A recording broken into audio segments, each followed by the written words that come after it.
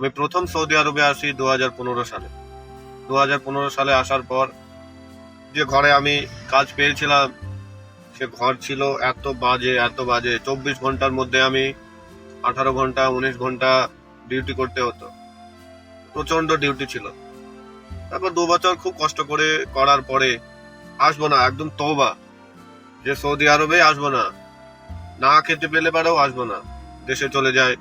দেশে গিয়ে যাই হোক একটা ব্যবসা শুরু করেছিলাম, ছোটখাটো একটা ব্যবসা। সে ব্যবসা চললো।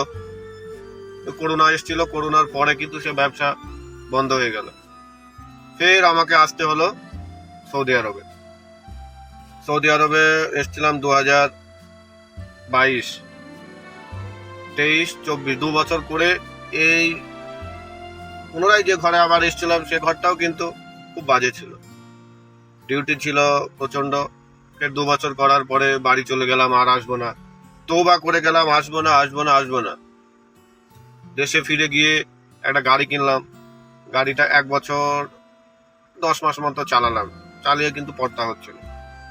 পড়তা না হওয়ার পরে আবার এই যে সৌদি আরবে আবার আসতে হয়েছে। আজকে 7 মাস চলছে, আর ভালো লাগে না।